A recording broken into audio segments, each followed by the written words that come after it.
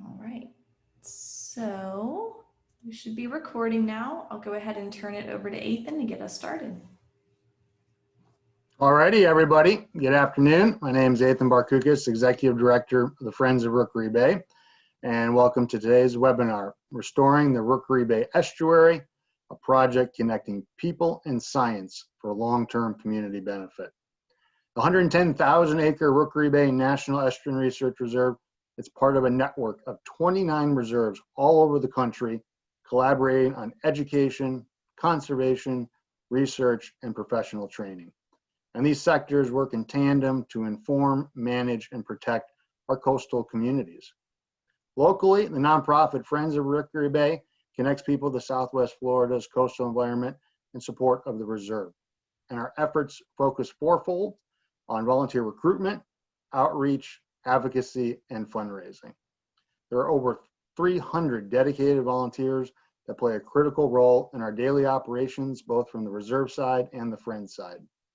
Dovetailing on the great work of the reserve's education team, the Friends continually inform and educate the public through countless community events throughout the year.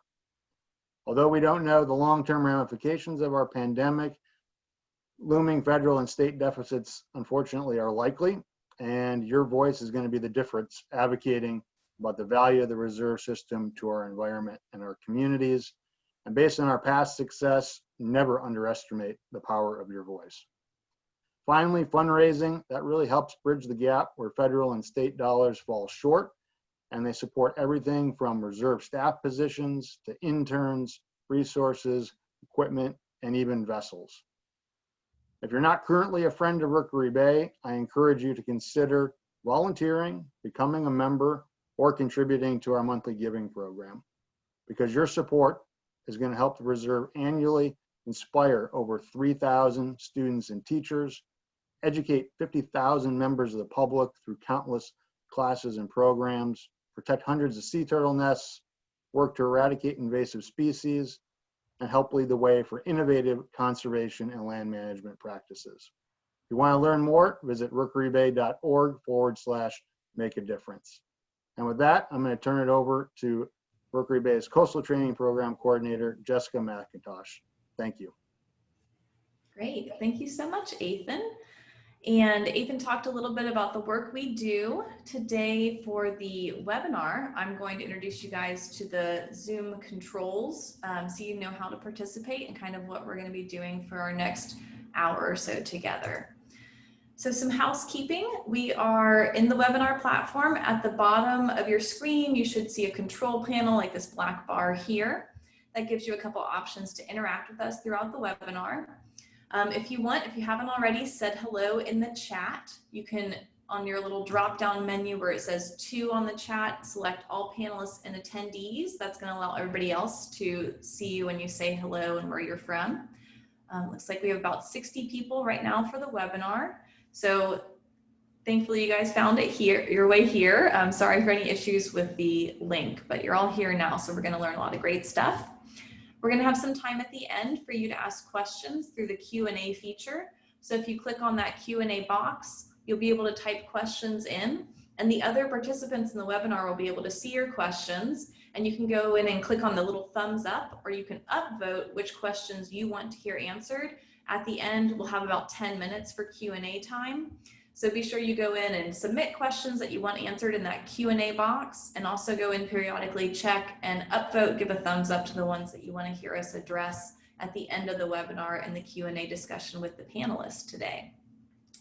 And the last housekeeping piece is just to advise you to avoid any distractions, turn off your email, turn away from your phone for the short duration of the webinar.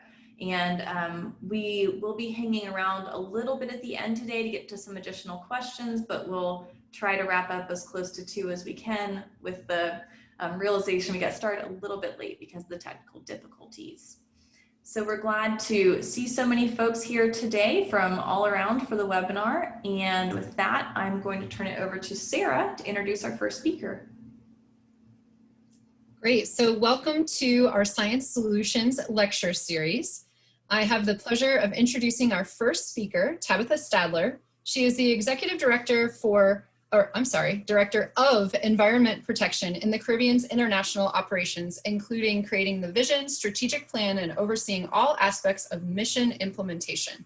She began this role in early 2019 and splits her time between South Florida and St. Thomas, U.S. Virgin Islands. Tabitha's career spans more than 20 years and encompasses leadership positions responsible for environmental education, science, research, and policy. So I'll go ahead and turn it over to Tabitha. Okay. Now there's always this small delay, right? So we get everything clicked. Okay. Can you hear me okay? We're good? Yeah, take it away. Thank you. Hi, everybody. I'm so glad to be here. I'll say again, I'm Tabitha Stadler. I'm the executive director of the nonprofit Environmental Protection in the Caribbean. My contact information is at the end, and I'm a guest here today. I've continued to be in the conservation world. EPIC, we go by our acronym, EPIC. You can find us online at epicislands.org. We do things very similar to the Rookery Bay Reserve and the partners we'll talk about today, but our focus is on the Caribbean region, on research, education, advocacy, and stewardship. And so for me, this is like a step back in time, right, to join my colleagues from the reserve system. About the project, you've heard the title a couple times, Restoring the Rookery Bay Estuary. So let me get started. You're going to get your dose of science today, and I think my goals are basically to, if you're a practitioner in this field, to learn about the tools that we used, and if you're new, just to talk a little bit about the value of restoration and the type of research that they do. So here's the project, pretty robust, over $800,000 from a particular pot of money listed here. I'm going to talk about in a minute, the NOAA National Oceanic Atmospheric Administration Science Collaborative. We talked about the dates. There are these 4 components of the project: hydrology, ecology, water quality, and human dimensions. And don't expect you to read this slide, but each bullet represents an aspect of the program. We really stretched the funding. But today we're just talking about the hydrologic model primarily in this lower left, and a little bit on the social science on the right, because a key component of this program was our heavy reliance on a project advisory group. And this fit with the goal of the grant, the Science Collaborative Grant. So if you read the yellow underline section, the grant required us to engage the people who need the science in the process, from defining the problem to designing the research to implementing any management suggestions. And it was fabulous. And you'll hear a little later from Jerry Kurtz with Collier County about the Project Advisory Group. We called it the PAG because, you know, you have to have an acronym if you're in this field. And they met repeatedly on each program. So we wrote the scope of work, the advisory group revised it, we hired a contractor, and then that group looked at every deliverable the whole way through. So it took a lot more time, but highly beneficial. So we're going to talk a lot today about the Rookery Bay Watershed and the Rookery Bay Estuary. So let me just remind you that a watershed actually which seems funny, it's the watershed. It refers to this area of land. So in this white boundary is the watershed for this particular body of water in the lower left corner here. So the relevance of this is all the rainfall within this mapped white boundary and all the rivers is the watershed contributing runoff to this particular body of water. And these are mapped all around the world, and they're used to sort of study and manage if there's downstream pollution in this water body, it's coming from this watershed. So you knowing your watershed and which body of water it's connected to is also a good way to understand where you live and the impacts to that region. And the whole project is essentially using this process called Watershed Management. And so you'll see us sort of going through in the presentation that we sort of first bullet, we looked at the conditions, we looked at the problems, and then we started figuring out the management implications and what next. And Jeff is going to talk also about quite a few of the ongoing years and years later management impacts, positive management impacts of all of the hard work you're going to see over this 3-year time frame. So the project, the Restoring the Rookery Bay Estuary project, had two main goals. The first one was to understand the altered freshwater flows to the Rookery Bay Estuary. And I'm going to talk in the next slides about why that matters and why that was such a focal point of the study. That's mostly what I'm talking about today. But the second goal of the $800,000 project was to understand the decision-making that people make in our region and around this subject about natural resources management, watershed management. And so it's kind of neat because we have sort of the science in the first bullet and the people in the other bullet. And I mean, when you work in this field, you know, we got into it because of nature, but in a lot of ways it's managing the people and the decision makings and the next step that's so critical.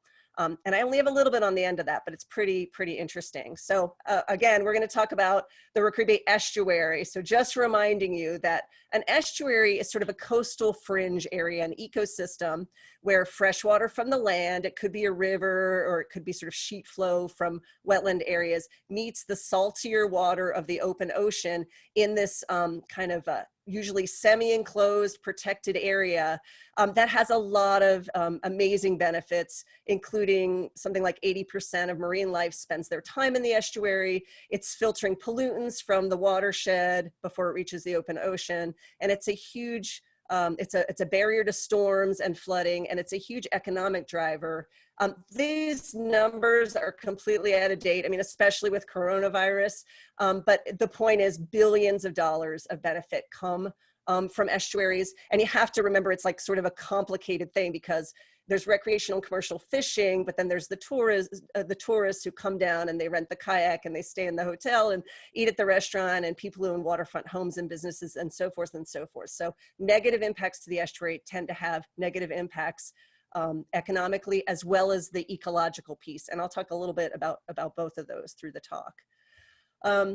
So estuaries are highly impacted. Something like, I think it's around 60% of estuaries worldwide have high levels of impact. And I'm going to talk about the three main impacts we see here anywhere in Southwest Florida. So the first one is the quality of the water. And so for that, I'm referring to pollution. I'm not talking a ton about that today, but it's important to know, like I said, what happens in the watershed affects the estuary. So if you look at the pictures, I've got a golf course picture here and a farm, plus all of this urban development in the lower left section with this actually has the older finger fill, the digging, and people are fertilizing their lawns and walking their dogs. And so all of this runs downhill to that water body or the estuary. The other two are a little more relevant to the talk today, which is the quantity of water, meaning the amount of water, fresh water getting from the land into the estuary, and when that water comes, the timing of the water. And so my lower right is a really large canal. I mean, it's actually much larger than most in the region, but there's a practice particularly in Southwest Florida where it's super flat, of ditching and draining to prevent flooding of our homes and businesses, right? And so you put a ditch, the water from those businesses runs into it, and then it runs directly into the estuary, providing sort of a point source of fresh water that might alter the timing of that water. And the timing is important because basically many different species time their reproduction based on how much, I mean, a lot of things, the weather and the temperature and also the salinity in the fresh water. So you start affecting species with the amount of fresh water and the timing. And then again, just like the economy, you get this sort of trickle up, trickle down thing where if fish are affected, then the birds that eat the fish are affected, right? And so there's this cascading of negative impacts when the estuary isn't in its appropriate balance of fresh and salt water. I'm going to start this animation. This came out of the project. And basically the other thing to remember is we have highly seasonal rainfall in Southwest Florida. And that affects what is, you know, the traditional healthy balance of fresh and salt water in the estuary. So what you're seeing here is I'm going to show you the map in a minute, but this is the actual outline of the Rookery Bay watershed. And this is the winter months when there is not a lot of rainfall. And then as the blue comes on there, that's water laying on the surface of the land. So it's very wet in the summer. And, you know, down here is the date clock. Is that September now? Very wet, that's this time of year. And then it dries up. And the other thing to remember as you think about how the surface of our watershed is very wet sometimes of the year, very dry in others, is that we have an enormous, what we call the snowbird population. People, seasonal residents, come down from other places when it's dry and the weather is lovely, it's not too hot. But it's also a time when we have less freshwater availability for drinking and other purposes, right? So we have this tension between the amount of fresh water that needs to get to the estuary at the right time of year and the amount of fresh water we need for the people, particularly this blossoming winter population timeframe. So on to the project. Here's the nuts and bolts, and it's actually not that many slides here. So the dark blue is the current configuration, the mapped boundary of the Rookery Bay watershed. And to help you see where we are, we've got the city of Marco Island down here on the south. We've got the city of Naples up in this area. I-75 is a big highway that travels the west coast of Florida, goes over to Fort Lauderdale to the east. And then this road here is US 41. That's a smaller road that also goes up the west coast of Florida, but this goes over to Miami. So watershed pretty critically located between some major important cities, lots of development in the western end. This is a comprehensive Everglades restoration project here, and some of the more undeveloped estuary and Fakahatchee, lots of protected lands here. The other reason that this second watershed is on here, it's the Golden Gate Naples Bay watershed. This will come up a little later as you hear more about restoration projects and the approaches being used, but there is a large canal, sort of the vein of the picture you saw earlier, called the Golden Gate Canal, that sort of sweeps across here and dumps a lot of fresh water into Naples Bay, far too much water. So you're gonna see what this historic and current watershed looks like, but there's this idea that this canal is sweeping some water out of this watershed. And it's not exactly what we found in the data, but you'll see more about that later. So I just wanted you to see that other watershed, particularly if you live in that Naples area. So the research we're talking about is called a hydrologic model. And essentially what that is it's a computer simulation of the water cycle. So you can put all this data in and run it like the water cycle locally. So water moves through the system in various ways, like here in precipitation, the rain falls to the earth. Some of it runs off to the estuary. Some of it infiltrates and percolates and becomes groundwater. That's just underground water. Water on the surface evaporates back into the clouds, falls down as rain. And then we just don't want to forget that plants and vegetation do transpire water back into the air. So this cycle is all fully represented in a hydrologic model of the one that we constructed. And now here's how it works. We hired these two contractors to do this. They created a model of the existing conditions in the Rookery Bay watershed, just as it is now, looking at how much fresh water made it to the coast and the estuary. And once that model was constructed and tested and run, they took out all the human-made features of it, the wells, the roads, the buildings, and they created a second model called the natural systems or historic conditions model. And so this is the study. The existing conditions model compared to the historic conditions model gives us the difference between historic and current flows to the coast at various subbasins within the estuary. Now, we didn't have any direct data historically about this. So this was the way that we could sort of figure out what those inflow conditions should be, right, to keep that estuary healthy. And this is particularly important in the restoration world because you may identify a problem with a water body or with an ecosystem. You know, they're not catching as many fish as we used to, or the water clarity is off. But how do you know how to fix it if you don't know what it used to be? And so there are various methodologies for this, and this was one of the ones that we used, particularly powerful. And kind of expensive and time consuming. All right, this is a technical slide. I had to get the technical details in here, but so you know about the model, it wasn't created from scratch. It's based on the existing water management district model. The grid cell size was refined and improved, so it was a better, higher resolution model. And the simulation period was extended, also making it higher resolution. So just to let you know, the way that they constructed is like a grid. I don't know if you can see this. This is the only thing I could find that was a cube. I was looking for a Rubik's Cube, but I thought this could be kind of fun. So it's 375 square feet per side, and it's a three-dimensional model. It covers all of that land area, looking at the water vapor above the earth, the water on the earth, and the groundwater under the earth. It's all captured in that model domain. It uses all this data All this different data is captured for each one of those grid cell sizes. And then again, it's run through the computer simulation. I want to point out, I think this is kind of a neat image on this slide to give you some more geographic reference. This road here is 951 or Collier Boulevard. It's exit 101 off of I-75 up here, and it goes down to Marco Island here. And then here's US 41, which runs pretty much east-west at this intersection. This is the Rookery Bay headquarters right in this area down here. And so Henderson Creek is one of the really historic sort of, creeks that ran fresh water into the estuary, and it's immediately upstream of the bay called Rookery Bay, if you've ever been fishing or boating there. And this property here belongs to the city of Marco Island and is a primary source for their fresh water, their drinking water.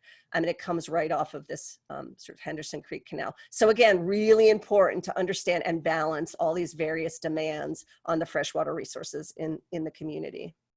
Okay, so first sort of cool output we got back in the day. The blue here is the current Rookery Bay watershed, and the yellow is the historic watershed. So this watershed has been truncated as predicted by that Golden Gate Canal and other development. So development and other things, but mostly that changes the size and shape and such of watersheds. And then the light blue is the estuarine mixing zone, the Rookery Bay estuary, Rookery Bay watershed, Rookery Bay estuary. So first piece of information from the study.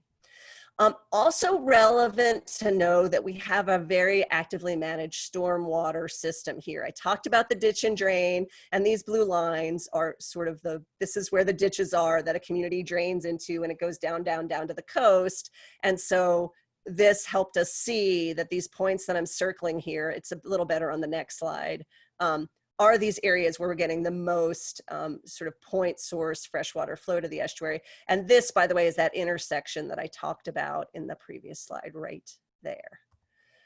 So there we go. Here's the data points that were used. This essentially, we're getting into the model results right here.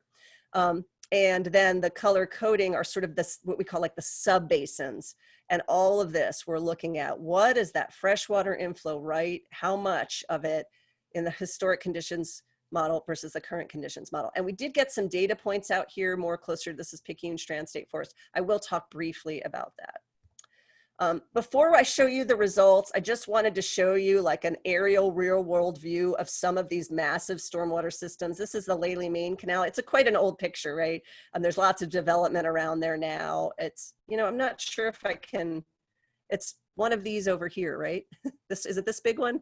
I don't know, I'll get Jerry to correct me later. But if you're local, this is 41 and Thomason, and there's like a Publix and a Foxborough and a bike shop there or whatever. So this is developed now. I forget, is it Artesia? I'm not sure, I can't remember the name of the development that's right around there. We'll find that out later. So you can see this is the Rookery Bay property down out that way. All right, here are the results. And lots to be done with this. So I'm just giving you the quick overview. The management stuff comes later, right? So basically what we found was in this area, which is mostly downstream of kind of the Lely part of the community, is we had increased flows to the estuary when comparing the current to the historic. And that's not terribly surprising because of the amount of development there. Paved surfaces, the water falls on them, it increases the flow. Less percolation and groundwater recharge and more flowing to the coast. Not particularly surprising. I would say the rest of this, though, was pretty surprising to the team and to our advisory group, in that this, what I showed you, is the Henderson Creek area. There was a long thought that it must be starved of water because of that truncation of the watershed. But they actually found that when you added all the flows for the year, it was pretty much similar amounts of water coming in. But the seasonality is off, like the timing and the amount. There are some other issues here that we're going to talk about are being worked on through some management actions. But then in this area, they found blockage of flows here pretty severely from, this is 92, the back road to Marco Island, and 41. And then these ones were a little bit high, a little bit low. So there's been some thoughts that there could be some moving of water in these areas, but definitely timing was a big issue. The other thing to really, I think, as significant as where the water is in the timing is this water depth analysis. And they looked at, and I'll show you, this will be another technical slide, so bear with me, at just this point, even though I have data for both. I'm just going to show you this point because it was more extreme there. It'll make more sense. So also significant besides altered flows and needing some water in some places was the seasonality of the water. Remember that animation I showed you with the rain, right? So this is approximate level, sea level, like this is ground level right there. It's about 5 feet above sea level in that area. And it's a wetland area. And so the green is the historic and the blue is the current. And so just bear with me in the green. Typically in the green, you know, the winter comes, the water dries below the earth, and then the rainy season of the summer comes and the water raises in the wetland. And so every point here is representing a year, 2003, 2004, 2006, right? But what you see, the difference is what we want to look at. But what you see in the blue in the current conditions is that when the dry season comes, the water levels drop very far below the ground, you know. And so if you ever dig a hole in your yard in Southwest Florida, you know, you can see water a couple feet down. Well, in the dry season, it'll take a lot longer to hit that water. And so it's drying a lot farther down. And then, you know, it's about the same in terms of rainfall and high level waters. But then we also see that in current conditions, the water not only dries deeper below, but sooner, earlier in the year. So a fast decline, which means it takes a long time to recover that level of the watershed. Now, this is really important for several reasons. The one is increased risk of wildfires, which we are seeing in California, and we've seen it in Collier County. So that idea of the dry down is actually dangerous to us from wildfire risk, but it also is that it can really shift the ecosystem. So plants grow in that the moistness of soil and in the atmosphere, the conditions that are good for them. And so you might see that the vegetation types change over time. And I want to mention, I also have had the pleasure to work at Audubon's Corkscrew Swamp Sanctuary. They actually have direct measurement of water levels for something like a 60-year data set. And a shout out to Dr. Sean Clem. She and Dr. Mike Duver looked at that water level data and they see the same thing there. So it's a little bit hard to think about vegetation changes maybe here in the Picayune area, but can you imagine losing the last intact stand of old growth bold cypress because of water level changes?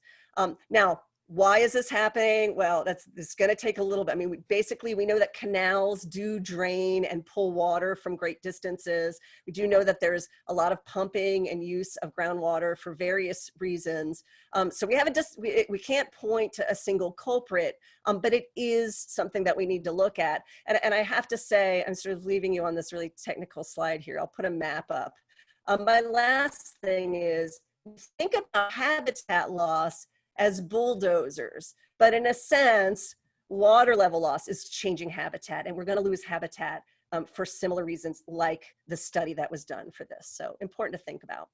All right, let me check my time here. I'm not really sure. I think I've got a couple minutes. I'm going to mention that once you do a study like this, there are lots of spin-offs. I couldn't talk of them all today, about all of them today, the scenarios we did. But one of the things that's kind of interesting is, since I've been talking about restoration, you can't know how to fix something unless you try to base it against something historic. And something that Rookery Bay did was look at the Rookery Bay watershed and compare it to the Fakahatchee Bay watershed here to the east. And that the study actually showed us that that wasn't such a great comparison. Now, it's not out the window. There are other reasons that it might be interesting.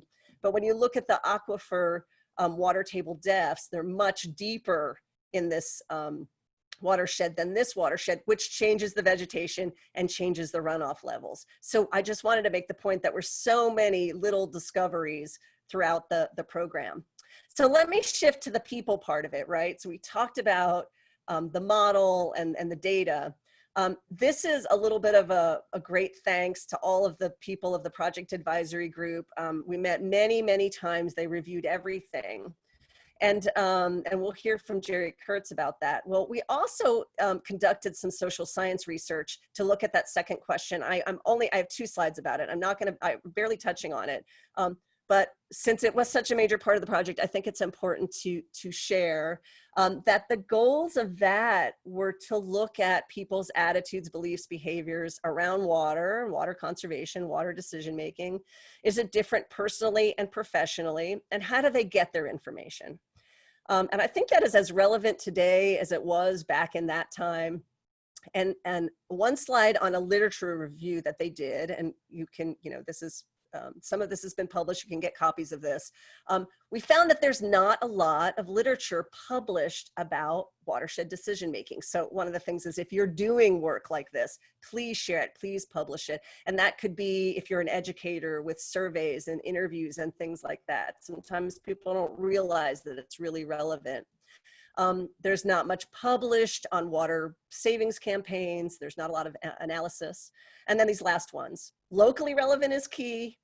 TV and websites are key ways they receive information, but the last two I think are the most powerful, which is people like what I'm doing here. Information brokers are critical, trusted, unbiased people who explain things and get out there and talk to folks.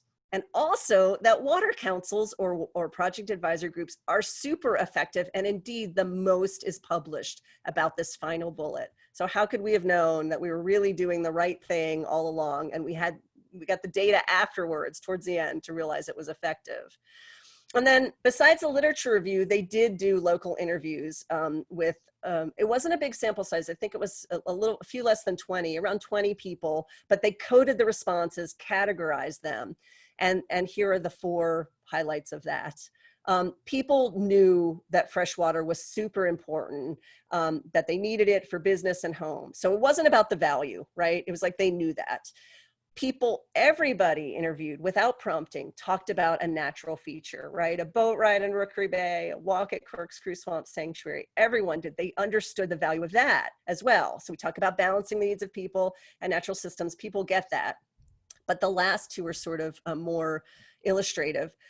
A lot of talk about the tension between stakeholders and the lack of common ground, which is more evident, I think, today than ever. This idea of like the tree hugger and the developer and, these extremes. And so that sort of turned people off. Like that was a negative. That was a problem with the process that they fully recognized and really expanded on. They also thought there was an inequality in how people were treated, from everything from permits to just at public meetings. All of this tension was a big theme.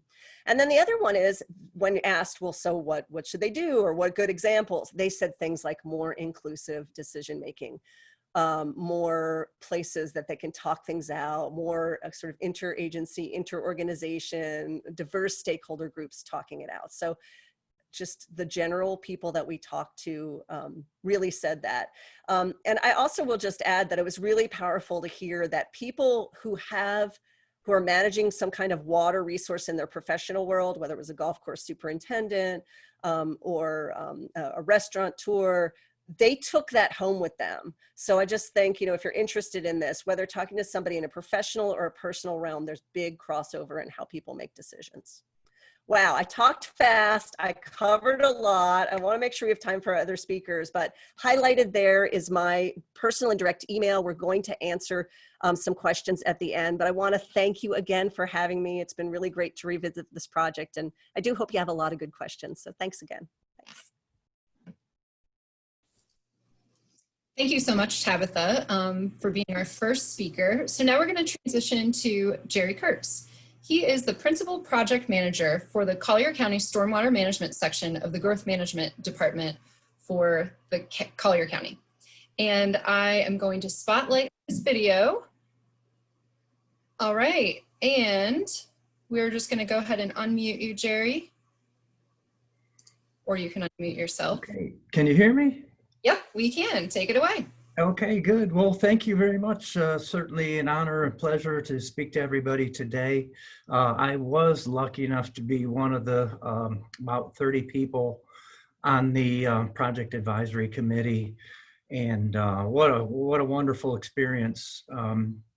Just imagine, being an engineer in charge of building watershed improvement projects, or in a lot of cases previously drainage improvement projects up in the watershed, but to finally get in a group of this nature, where we really took a step back and we really spent the time, and it was a lot of time, and we got to know each other.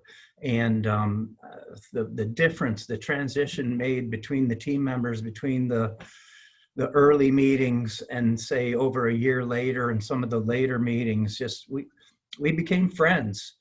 And we began to trust each other and listen to each other. And so you saw this transformation of going from maybe, you know, civil engineering type infrastructure to watershed type health projects, and just stopping and getting to know the issues in the watershed.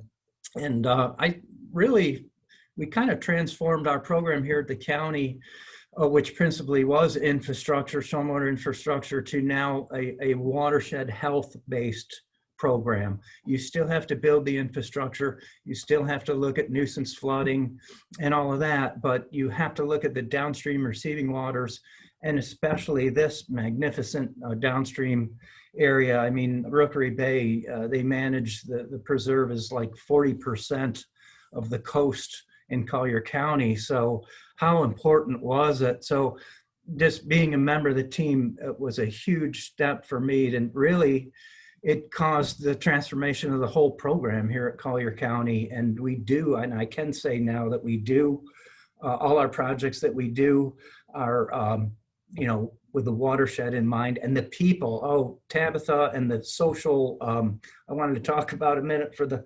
social science aspects. That was just mind-blowing for me, you know, to get into that part of the business, which is absolutely essential to be a good water manager and to do good projects. And so we learned about making good water management decisions and informed management actions based on all these things that we did together. And they made fact sheets for decision makers. And so it was a lot. The impact has been long lasting, and I'm happy to say we're actually we approach all our projects now in all the watersheds within Collier County on this basis now. It has really transformed our program tremendously and got us into the modern age and where we really need to be, and where everybody should be as a water manager. So that's a quick summation, and I'll stand by for questions if possible to drill into this a little bit more. Thank you. Thank you so much, Jerry. Now we're actually going to move to our last speaker. I have with us Jeff Carter, and he is the stewardship coordinator at Rookery Bay and also acts as the aquatic preserve manager. Jeff, go ahead. Hey, everybody. It's good to be here. You know, one of the things that I really want to reiterate real quick that Jerry was saying is it really is about community, right? It's about us working closely together to not say we're never going to build another home or do the things that we do as humans, but to be smarter as we do those things. So real quickly, I just want to mention some of the projects that have been really, truly impacted in positive ways by the outcomes from the Restore the Rookery Bay project. And I do want to say that, just to reiterate, that project focused on the northern part of the reserve, where we have the closest interface in with built infrastructure and with built, not just, you know, housing developments, but also with that stormwater infrastructure. So there is that lower part of the reserve that's more heavily kind of associated with the Picayune Strand Restoration Project, which, good segue, that is part of the Comprehensive Everglades Restoration Project. It's actually in our backyard, and it is the largest component project of the Everglades Restoration Project. And so a lot of what we learned from the Restore the Rookery Bay project has really helped to inform the restoration work that's been going on with that huge project out to restore the Picayune Strand. So that's been one of the big areas that was heavily positively impacted by learning from what we learned during our project. Another one that's a big one would be the Collier County Watershed Improvement Project, CWIP it's also called. And that's a huge one that really kind of is focused in the Belle Meade area, that is really matching up with that map that you saw Tabitha show you for the Science Collaborative Project that she was telling you guys all about. Of course, we have a variety of projects that are restoration related projects, like the Fruit Farm Creek mangrove restoration project, which is located over on the backside of Marco Island, which is where Die-Off area is located, of mangroves that we've been restoring. We've restored one small portion of that already. Also, the 92A road to Goodland, right now we have an ongoing relationship with that project with the county, where that road will be raised going out to Goodland, and it's going to do two things. It's going to make that as a safer ingress egress for the community. Here again, we're not just about the natural resources, guys. We're about the community. We are a part, an integral part of our community, and that's why we're here, is to help bring that connection between the built infrastructure and the natural resources, and how the one interfaces with the other, and how the natural resources protect the built infrastructure. So that 92A road raising is going to make that road safer for ingress egress during hurricanes for the Goodland community. And it's going to restore some hydrology to those mangroves there in that area as well.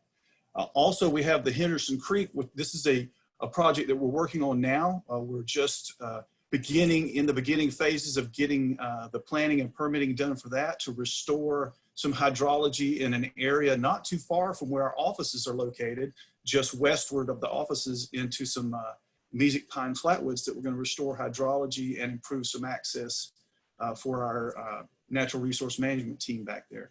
So those are some big projects that have a strong connection with the outcomes from the Restore the Rookery Bay project, and what we learned from that, and how it had that data and knowledge that we learned from that has helped to improve and inform those projects, so that we're being smarter about the work that we do. All right, so I think that's it. And if we have questions later, I'll stand by as well. Thanks, everybody. Great, thank you, Jeff. And we're gonna transition now into a little bit of time at the end here for questions that you guys have for our panelists. So I'm just gonna remind you, on your control bar, you should see a box where it says Q&A. You can click on that and submit any questions that you have. If you don't have any questions, I still encourage you to go into that Q&A box. And if you see a question you want answered, click on the little thumbs up icon, and that's going to vote that question to get moved further up in the priority, because we'll only have about 5-10 minutes for questions. So that'll let us know what you guys are interested in hearing answered. So submit your questions, go in and vote, and I think we will go ahead and get started with the first question that I see that has a couple of votes from Marcy. And this is about the social science. And I'm going to ask for Tabitha to address this one first, and then we'll see if anybody else has anything to share. So Marcy says, the social science research is critical. We are managing people when it comes down to it. I would like to hear more about the research and the process and results. So Tabitha, I don't know if maybe you have anything else you'd like to highlight from that social science research. Oh my goodness. Well, I guess I could say just a little bit more about what I already covered. I mean, well, so there is a one-pager about it too, that I think, Jessica, you put maybe a link in the chat or something for folks. And then again, if you wanted to contact me, I'd be glad to share it with you. As a matter of fact, it's so interesting. Maybe we need a whole nother webinar. Really, it's really great. So I don't often get the privilege of working with social scientists, but I would like to encourage science people to consider that, right? Because what good is the science without like making sure that people adopt it? And even today, you know, we wrestle with what's credible science, who's a credible person, how do we figure out where it's from? And that's part of what they looked at. So just to remind you that they did look at how people get their information. And I don't think it's terribly surprising to say websites and television, but I still do think that we tend to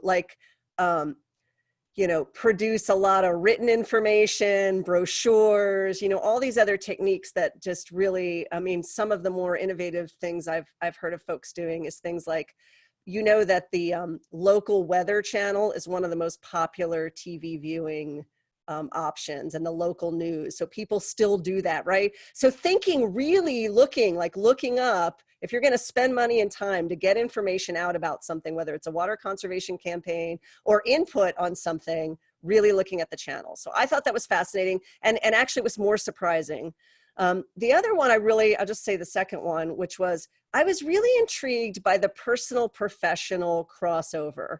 I do think we do a lot of speaking to people in their personal world. I mean, I said some of this, like, what do you do at home on your watershed? And, we think about individual decision-making and all of that. But they found this tremendous link between people who were in these professions. Like, we might think of a golf course supervisor or a restaurateur developer as not being environmental, but they manage water, they manage energy, they manage a property. They have a lot more in common with a natural resource manager than you would imagine. And so I was like, interview after interview, this person was it was all anonymous. They were in this particular career, and they were like, well, I'm the one who goes home and tells my teenage daughter not to take a long shower. Like, that was literally from the study.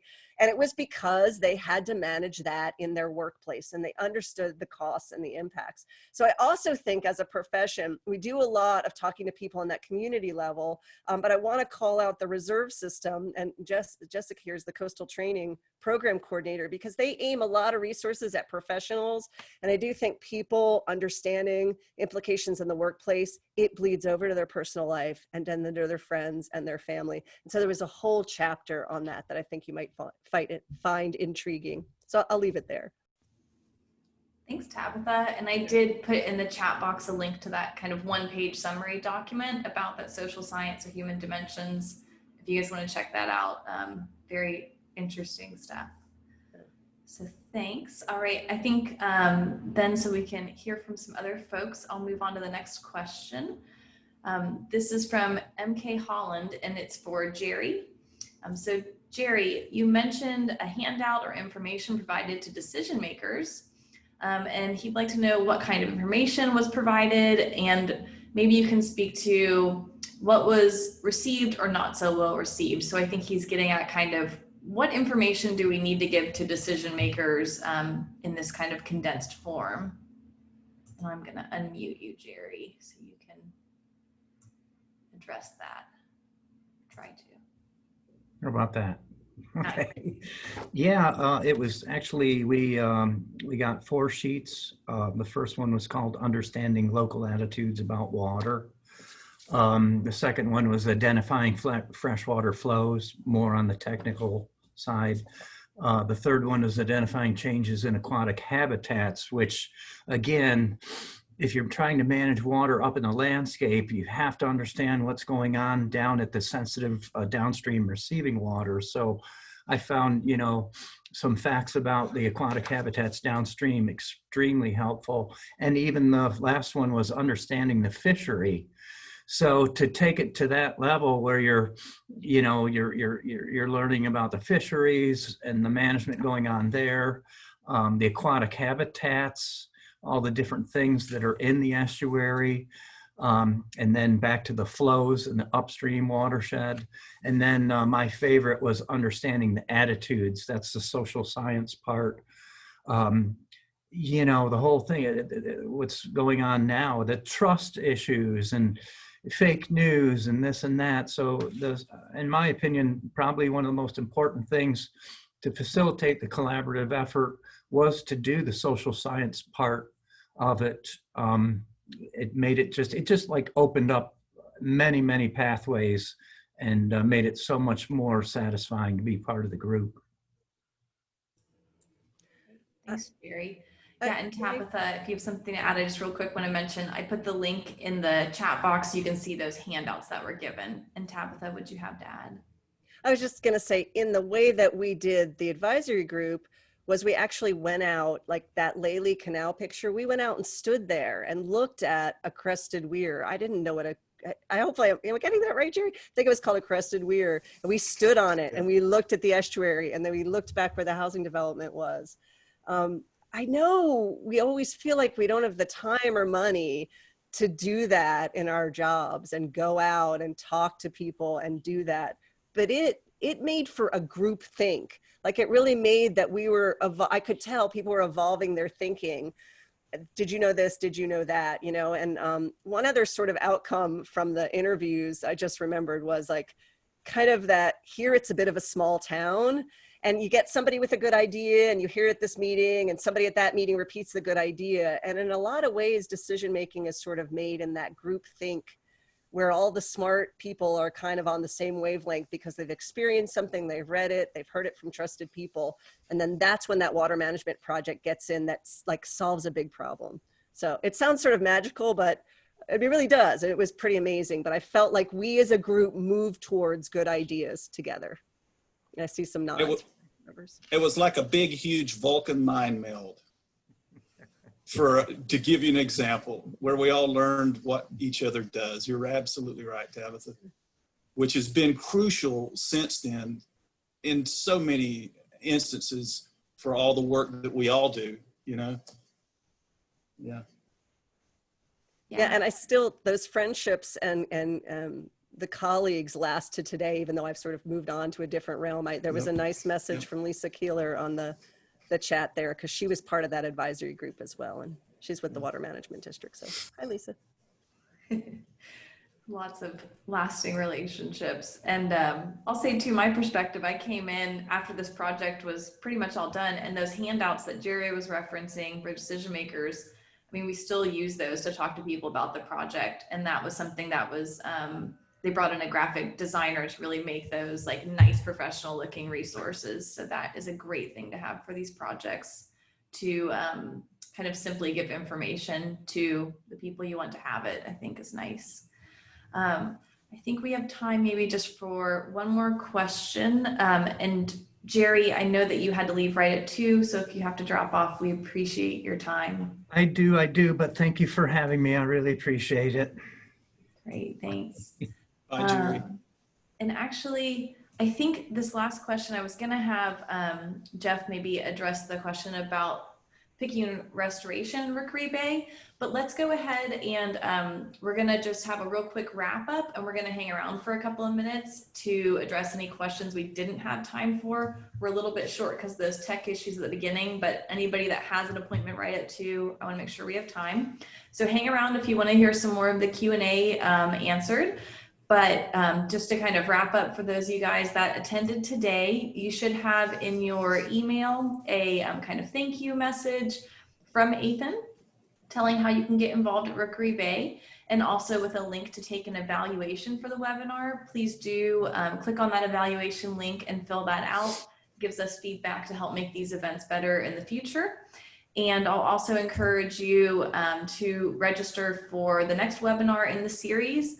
Jeff was mentioning the mangrove restoration at Fruit Farm Creek is a project that the restoration will start next year. So we're gonna have a webinar to talk about how that science kind of informed that restoration effort, and then about some of the future plans for restoration in Marco Island. And with that, I wanna thank you guys for being on the panel today, Tabitha and Jeff and Jerry, who had to leave, and hang around for a few minutes, but I'll turn it over to Sarah to wrap up for a minute. And that's not all. In the year 2020, our National Estuaries Day has been transformed to a National Estuaries Week that's virtual. So wherever you are in all those far away and close places that you put in the chat box, we invite you to join us. So our National Estuaries Week is going to be celebrating estuary heroes. And you can see the list of the types of excursions that we're going to have there.